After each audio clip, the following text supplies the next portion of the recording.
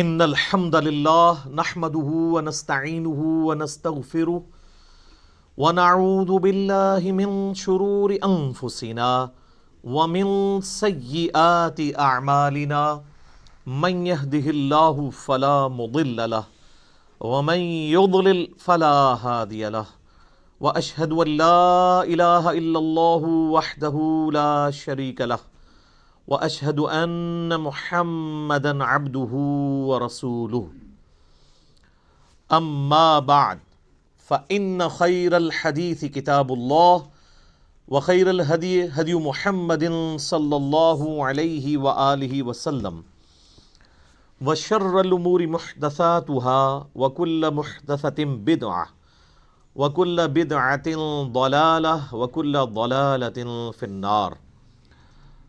اعوذ باللہ السمیع العلیم من الشیطان الرجیم من ہمزہ ونفخہ ونفثہ بسم اللہ الرحمن الرحیم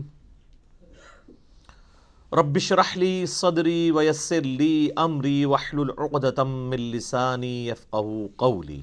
بسم اللہ الرحمن الرحیم ان اللہ وملائکتہ یصلون علی النبی یا ایہا الذین آمنوا صلوا علیہ وسلموا تسلیما.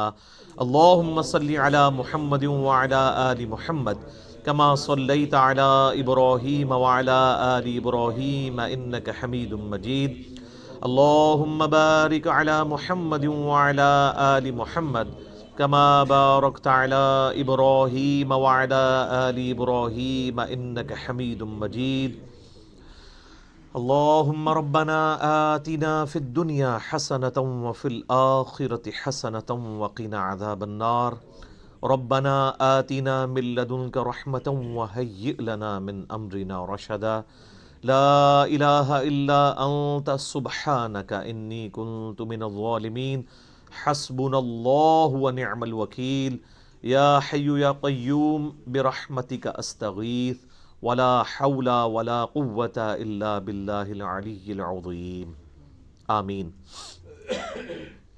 الحمدللہ آج 15 دسمبر 2019 کو سنڈے کے دن قرآن کلاس نمبر 8 میں 8 نمبر میں ہم اللہ کے فضل سے سورۃ البقرہ کا آغاز کرنے جا رہے ہیں. ہماری کلاس نمبر 7 پوری کی پوری سورۃ الفاتحہ کے اوپر تھی، چونکہ وہ قرآن حکیم کا مقدمہ ہے اور قرآن کی چند صورتوں میں سے ہے ایسی صورت جو مکمل طور پر یکمشت نازل ہوئی. سورۃ الفاتحہ جو ہے وہ نزول کے اعتبار سے تو مکی صورت ہے، لیکن پورے قرآن کا مقدمہ ہے. قرآن حکیم میں اب جتنے بھی مضامین آئیں گے ان سب کی جڑ سورۃ الفاتحہ کے اندر آ چکی ہے. سورۃ الفاتحہ کے کنزیکٹو بعد اللہ تعالیٰ نے سورۃ البقرہ کو مصحف کی ترتیب میں رکھا ہے. اگرچہ یہ ترتیب نزولی کے اعتبار سے مدنی صورت ہے، لیکن مصحف کی ترتیب میں یہ اگر سورۃ الفاتحہ کو قرآن کا مقدمہ مانا جائے تو پہلی سورت قرآن پاک کی سورۃ البقرہ ہے. اپنے حجم کے اعتبار سے سب سے بڑی صورت ہے قرآن حکیم کی ہے، اور مضامین کی گہرائی کے اعتبار سے بھی اگر کوئی شخص سورۃ البقرہ مکمل کور کر لے تو اسے آلموسٹ پوری کے پورے قرآن پاک کی ڈاکٹرن کلیئر ہو جائے گی. اور ظاہر ہے یہ آلموسٹ 2.5 پاروں پہ پھیلی ہوئی صورت ہے.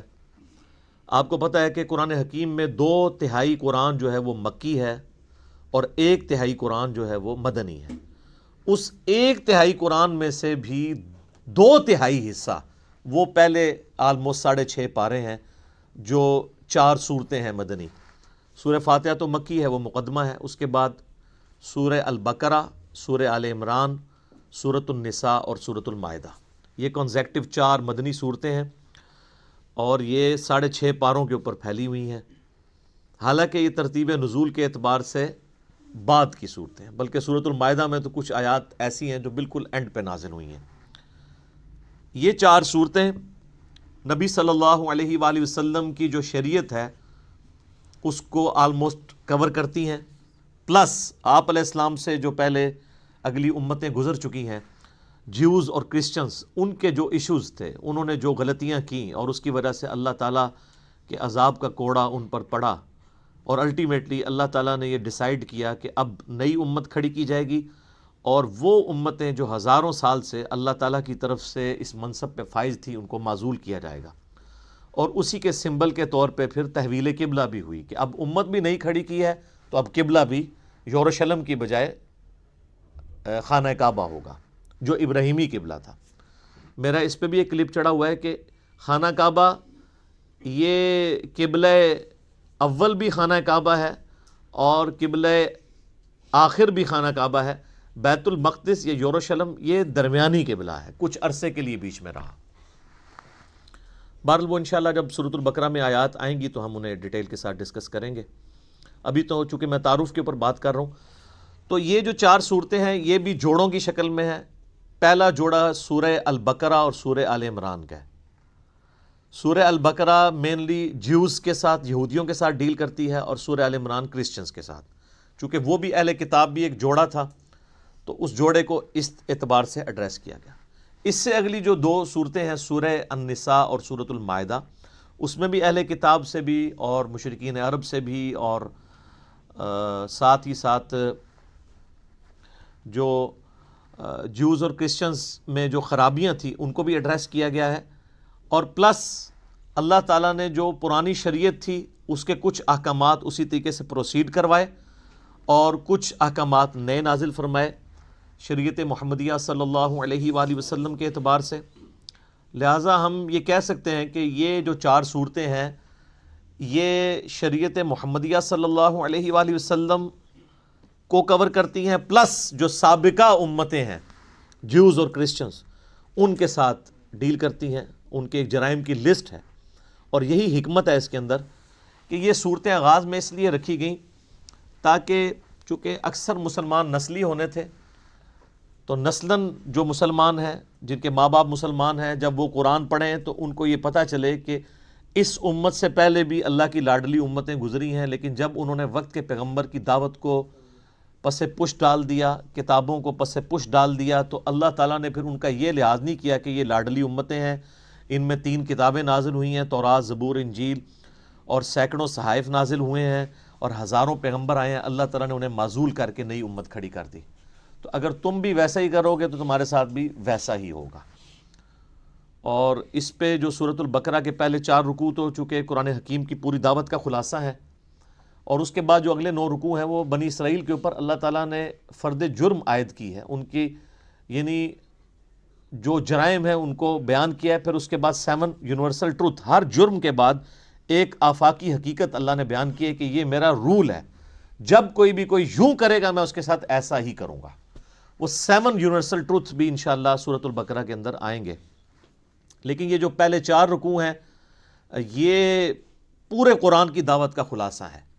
پہلے 4 رکوع اگر کور کریں گے تو پھر آپ کو ساری کی ساری اس کتاب کا جو اسلوب ہے، یہ کس طریقے سے گفتگو کرتی ہے، وہ سمجھ آ جائے گا۔ تو چونکہ اکثر نسلی مسلمان تھے اس لیے یہ شروع میں صورتیں ہیں، اگرچہ ترتیب نزول کے اعتبار سے یہ مدنی ہے۔ پلس جو سابقہ امتیں ہیں ان میں بھی آپ دیکھ لیں اس وقت کرسچنز آلموسٹ 2.25 ارب کے قریب ہیں، ان کے لیے تو انٹرسٹ سورۃ الانعام میں یا سورۃ الواقعہ میں یا سورۃ الاعراف میں اس طریقے سے نہیں ہے جو انٹرسٹ ان کا سورۃ البقرہ اور سورہ آل عمران میں ہے، کیونکہ وہ ان کے معاملات کو مینلی ڈیل کر رہی ہے۔ تو اس لیے یہ صورتیں اللہ تعالیٰ نے بڑی حکمت کے ساتھ شروع میں رکھی ہیں۔ اور یہ یاد رکھیے گا یہ اس وقت جو ہمارے پاس مصحف موجود ہے اپنے نزول کی ترتیب کے اعتبار سے تو ایسا نہیں ہے، لیکن اللہ کے پاس لوح محفوظ میں اسی ترتیب سے ہے، اور اسی ترتیب سے نبی علیہ السلام نے جو دورہ کیا قرآن کا حضرت جبرائیل کے ساتھ، جو میں نے تعارف قرآن میں 6 لیکچر دے دیے ہیں وہ آپ سن سکتے ہیں، تو یہ نبی علیہ السلام نے مصحف خود لکھوایا اسی ترتیب کے ساتھ۔ میرے بھائیو، سورۃ البقرہ اور سورہ آل عمران جوڑا ہے، اور قرآن حکیم کی آلموسٹ ساری صورتیں ہی اکا دکا کے سوا جوڑے کی شکل میں ہیں۔ یہ ٹروتھ جو ہے سب سے پہلے ریویل کیا ہے حمید الدین فراہی رحمہ اللہ تعالیٰ نے، جن کو فوت ہوئے آلموسٹ 100 سال گزرے ہوں گے۔ ڈاکٹر اسرار صاحب کے بھی آپ سمجھ لیں دادا استاد، غامدی صاحب کے بھی دادا استاد، جو امین احسن اصلاحی صاحب تھے جو غامدی صاحب اور ڈاکٹر سراج صاحب کے مشترکہ استاد ہیں، ان کے وہ استاد تھے. انہوں نے یہ ٹروتھ ریویل کیا اور یہ حقیقت ان پہ اللہ تعالیٰ نے کھولی. ظاہر ہے قرآن کبھی بھی پرانا نہیں ہوگا کہ قرآن حکیم کی صورتیں جوڑوں کی شکل میں ہیں، اور انہوں نے کوئی اس کو انوینٹ نہیں کیا، بلکہ انہوں نے احادیث پہ جب تفکر کیا، پھر قرآن پاک کی آیات دیکھی تو ان کو آئیڈیا ہوا کہ واقعی تو جوڑوں کی شکل میں ہے. صورتوں کو اگر آپ کریٹیکلی واچ کریں، سورۃ الفلق اور سورۃ الناس یہ ایک جوڑا ہے. حدیث میں بھی المعوذتین، دو پناہ دینے والی صورتیں ان کو کہا گیا ہے. اور انسان میں بھی مرد و عورت کا جوڑا جو ہوتا ہے وہ ایک دوسرے کا ریسیپروکل ہوتا ہے، لیکن ایک مشترکہ چیز کی اچیومنٹ کے لیے وہ جوڑا جو ہے یعنی اولاد کی پیدائش کا ذریعہ دونوں کو بنایا گیا. سورۃ الفلق اور سورۃ الناس بڑا پرفیکٹ جوڑا ہے. سورۃ الفلق میں ان چیزوں کے شر کے اگینسٹ اللہ کی پناہ مانگی گئی ہے جو باہر سے حملہ آور ہوتی ہیں، اور سورۃ الناس میں ان چیزوں کے شر کے اگینسٹ پناہ مانگی گئی ہے جو داخلی ہیں، جو اندر سے حملہ آور ہوتی ہیں. تو یہ دونوں چیزیں امپورٹنٹ ہیں، باہر سے حملہ ہونے والی خارجی چیزیں اور داخلی چیزیں. جوڑا ہے. سورہ بقرہ سورہ آل عمران بھی جوڑا ہے. سورۃ البقرہ میں جیوز اور سورہ آل عمران میں کرسچنز. اور اس کا اشارہ بھی موجود ہے صحیح مسلم کے اندر. نبی صلی اللہ علیہ وآلہ وسلم نے فرمایا کہ قرآن حکیم کی تلاوت کیا کرو، قرآن اپنے پڑھنے والے کے لیے سفارش کرے گا. اور پھر آپ نے بالخصوص فرمایا کہ سورۃ البقرہ اور سورہ آل عمران یہ قیامت والے دن دو پرندوں اور دو بادلوں کی شکل میں چمکتے ہوئے، الزہراوین کے الفاظ ہیں، دو چمکتے ہوئے بادلوں کی شکل میں ظاہر ہوں گی اور اللہ تعالیٰ سے جھگڑا کریں گی اس شخص کے حق میں جو ان کی تلاوت کیا کرتا تھا. یہ صحیح مسلم الفاظ ہیں. اور آپ علیہ السلام نے فرمایا کہ اپنے گھروں میں اس کی تلاوت کرو، جادوگر سورہ بقرہ کو نہیں پہنچ سکتے. اور صحیح مسلم شریف میں حدیث ہے کہ جس گھر میں سورہ البقرہ کی تلاوت کی جاتی ہے وہاں سے شیطان بھاگ جاتا ہے، شیاطین بھاگ جاتے ہیں. اور یعنی یہ جادوگروں کے اگینسٹ، شیاطین کے اگینسٹ یہ سورۃ البقرہ جو ہے یہ بڑی پرفیکٹ صورت ہے. اس کے علاوہ بھی یعنی بخاری مسلم میں آپ کو اس کے کئی ایک فضائل مل جائیں گے. میں نے آلریڈی مسئلہ نمبر 112 ABC 3 لیکچرز جو ہیں وہ قرآن حکیم کی 12 صورتوں کے فضائل کے اوپر ریکارڈ کروا دیا ہے. جسے شوق ہو تو وہ ان لیکچرز کو دیکھ لے. اور مسلم شریف کے یہ بھی الفاظ ہیں کہ نبی علیہ السلام نے فرمایا کہ سورہ البقرہ کو پڑھنا برکت ہے اور اسے چھوڑ دینا حسرت ہے. یعنی اس کے اندر وہ فضائل ہیں کہ وہ کوئی محروم شخص ہی اس سے محروم رہے گا. بخاری و مسلم میں ایک اور حدیث ہے، سیدنا اسید بن حضیر رضی اللہ تعالیٰ عنہ کہتے ہیں کہ ایک رات میں سورہ بقرہ کی تلاوت کر رہا تھا تو میرے پاس ایک گھوڑا میرا بندھا ہوا تھا تو اس نے بدکنا شروع کر دیا. تو میں نے تلاوت روک دی تو وہ بالکل سٹیبل ہو گیا. پھر میں نے تلاوت شروع کی، وہ بدکنا شروع ہو گیا. حتیٰ کہ وہ کہتے ہیں میرا ایک چھوٹا سا بیٹا جو پاس ہی لیٹا ہوا تھا، یحییٰ، مجھے خطرہ ہوا کہ یہ گھوڑا اس پہ نہ چڑھ دوڑے، اتنا بدکے. میں نے پھر تلاوت روک دی تو میں بڑا پریشان ہوا کہ یہ سورہ البقرہ کی تلاوت کرنے سے یہ اس طرح کے ایفیکٹ کیوں آ رہے ہیں. یہ صحیح مسلم میں بھی ہے، بخاری میں بھی حدیث ہے. تو کہتے ہیں میں نے بائی چانس ہی جب نگاہ اٹھا کے دیکھا تو مجھے اپنے اوپر ایک بہت بڑا بادل نظر آیا جس میں کئی ایک چراغ روشن تھے، اور بیسیکلی وہ فرشتے تھے. اور جب میں تلاوت شروع کرتا تھا وہ بادل نیچے آ جاتا تھا اور اس کی وجہ سے گھوڑا بھی دکھتا تھا. تو صبح کے وقت میں نے نبی علیہ السلام سے جب یہ واقعہ بیان کیا تو آپ علیہ السلام نے فرمایا وہ فرشتے تھے جو تمہاری تلاوت سننے کے لیے آئے تھے، اور اگر تم یہ تلاوت جاری رکھتے تو وہ زمین پہ بھی اتر آتے اور عام لوگ بھی ان کو دیکھ لیتے. اچھا، یہ ایکسپیرینس اب نہیں ہوں گے. اس طرح کے ایکسپیرینسز نبی علیہ السلام کے مبارک دور میں اس لیے ہوتے تھے کہ اللہ تعالیٰ ایک نئی امت کھڑی کر رہا تھا. صحیح بخاری میں حدیث ہے، عبداللہ ابن مسعود کہتے ہیں کہ ہم نے نبی علیہ السلام کے ساتھ اس حال میں کھانا کھایا ہے کہ ہم جب لقمہ توڑ کے منہ میں ڈالنے لگتے تو ہم اس کی تسبیح کی آواز بھی سنا کرتے تھے. آپ ذرا امیجن کریں کہ آپ جناب کھانا کھاتے ہوئے نوالا آپ کے ہاتھ میں اور اس میں سے آواز آ رہی ہو سبحان اللہ وبحمدہ سبحان اللہ العظیم.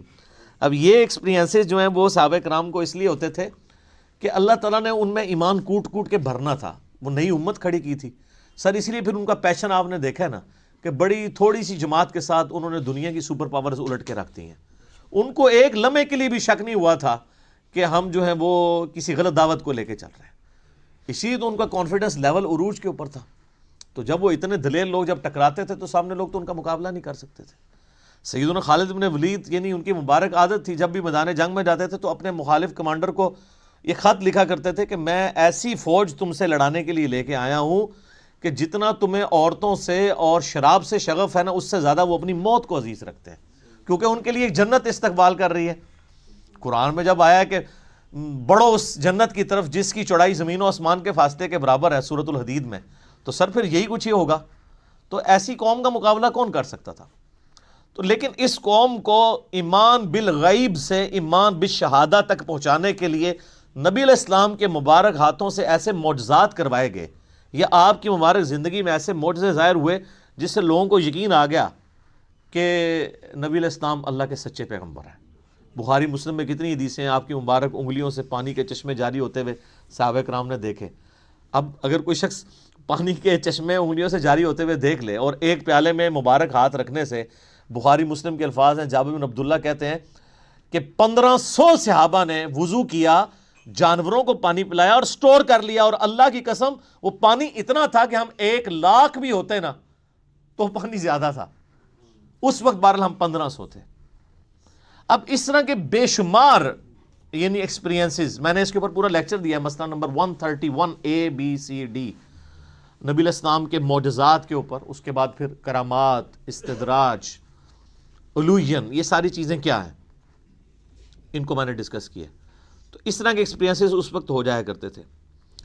پھر صحیح مسلم کے اندر ایک حدیث ہے کہ قرآن حکیم کی جو آیت اعظم ہے، آپ علیہ السلام نے ابی ابن کعب سے پوچھا کہ بتاؤ قرآن کی سب سے عظمت والی آیت کون سی ہے؟ تو انہوں نے کہا اللہ لا الہ الا هو الحی القیوم۔ نبی علیہ السلام اتنے خوش ہوئے کہ آپ نے اپنا مبارک ہاتھ ان کے سینے پہ مارتے ہوئے کہا کہ ابو منذر، تمہیں تمہارا علم مبارک ہو، یعنی بڑی آبزرویشن ہے تمہاری کہ تم نے قرآن حکیم کی سب سے عظیم ترین آیت کو، یعنی نبی علیہ السلام کے بتائے بغیر انہوں نے آبزرو کر لیا کہ یہ آیت ہے۔ پھر وہ بخاری میں، وہ بھی سورۃ البقرہ میں ہے، آیت الکرسی، آیت نمبر 255 ہے سورۃ البقرہ کی۔ پھر بخاری میں وہ بڑی لمبی حدیث ہے جو انسانی شکل میں آ کے شیطان جو ہے وہ مال جو تھا، مال غنیمت کہہ لیں، یا بیت المال کی جو حفاظت کے لیے حضرت ابو ہریرہ کو نبی علیہ السلام نے جو ہے وہ رکھا ہوا تھا، تو رات کے وقت وہ شیطان انسانی شکل میں آتا تھا۔ الٹیمیٹلی جب وہ پکڑا گیا تو اس نے پھر حضرت ابو ہریرہ کو ایک رشوت کے طور پہ آپ کہہ لیں، مدنی رشوت، اور الیاس قادری صاحب اس طرح کی چیزوں کو استعمال کرتے ہیں نا، تو ایک چھٹکارے کے لیے اس نے کہا میں تمہیں ایک وظیفہ بتاتا ہوں، مجھے چھوڑ دو تم۔ ان کا میں تو نبی علیہ السلام کے پاس پیش کروں گا تمہیں۔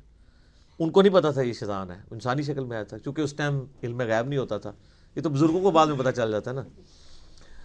تو حضرت ابو ہریرہ کو تو علم غیب کوئی نہیں تھا۔ اب نبی علیہ السلام کے پاس جب آپ نے فرمایا تمہیں پتہ ہے یہ 3 راتوں سے جو تمہارا مہمان بنا ہوا تھا نا چوری کرنے کے لیے جو بیت المال کی آیا تھا، وہ شیطان تھا۔ البتہ جو اس نے جاتے ہوئے یہ بات کی نا کہ قرآن حکیم میں ایک آیت ایسی ہے کہ اگر تم رات کو بسترے پہ جاتے وقت تلاوت کر لو تو صبح تک اللہ تعالیٰ تمہاری حفاظت پہ ایک فرشتہ معمور کر لے گا، تو وہ ہے تو جھوٹا تھا، اس نے بات سچی کی ہے۔ تو اس سے ایک اصولی بات پتہ چل گئی کہ اگر کوئی جھوٹا شخص بھی صحیح بات کرے نا تو بات کو لینا چاہیے، بندے کو چھوڑ دینا چاہیے۔ یہاں حالت یہ ہے کہ کوئی بندہ جو ہے وہ بات کرتا ہے تو کہتے ہیں اس کی داڑھی پوری نہیں ہے تو ہم اس کی بات نہیں مانیں گے، یہ ہمارے فرقے کا نہیں ہے ہم اس کی بات نہیں مانیں گے۔ وہ یہ دیکھو بات کیا کر رہا ہے، یہ نہ دیکھو بات کون کر رہا ہے۔ یہ نبی علیہ السلام نے ہمیں تعلیم دی ہے، اور مولویوں کی کامیابی کا راز یہی ہے کہ وہ اس حدیث کے اوپر عمل نہیں کرنے دیتے، وہ فوراً ڈکلیئر کرتے ہیں یہ تو بدعتی ہے، یہ تو گمراہ ہے، یہ رافضی ہے، یہ ناسبی ہے، یہ خارجی ہے، یہ بد مذہب ہے، اس سے بچنا ہے۔ تو سب سے بڑا بد مذہب اس روئے عرض پہ اگر کوئی ہو سکتا ہے تو شیطان ہی ہو سکتا ہے نا، اور کنفرم جہنمی اگر کوئی ہو سکتا ہے تو شیطان ہے۔ تو نبی علیہ السلام فرمایا ہے جھوٹا ہے، بات سچی کی ہے۔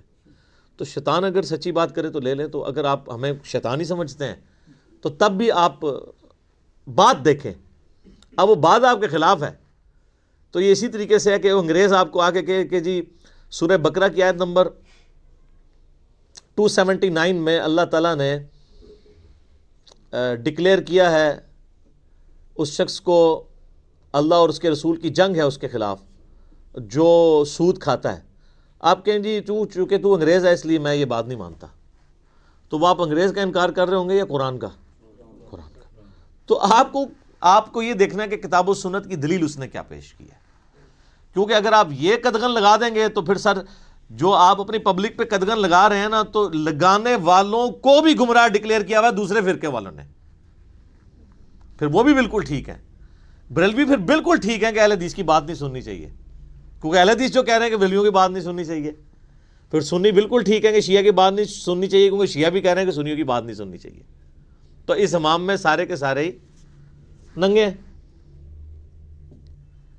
تو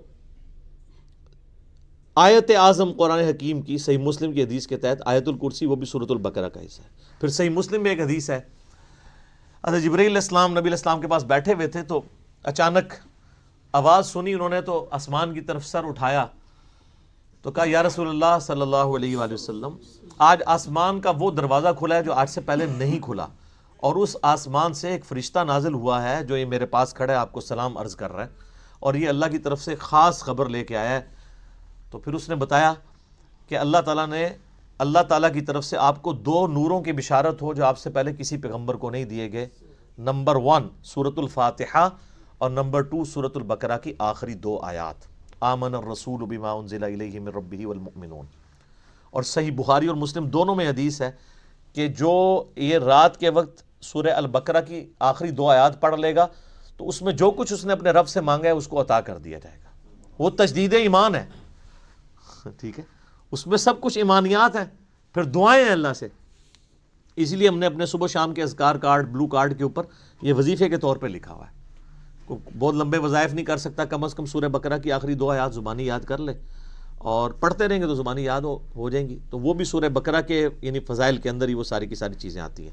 باقی اس پہ بولا جائے تو یہ وقت یعنی کافی زیادہ درکار ہے، بنیادی گفتگو کرنا اس لیے ضروری ہوتی ہے، بعض کے لیے انٹرسٹ کا باعث ہوتا ہے، جس طرح بعض لوگوں کے لیے یہ بڑا انٹرسٹ ہوتا ہے کہ یہ سورت مکی ہے یا مدنی ہے، تو یہ بھی کوئی پیٹ نہیں ہے۔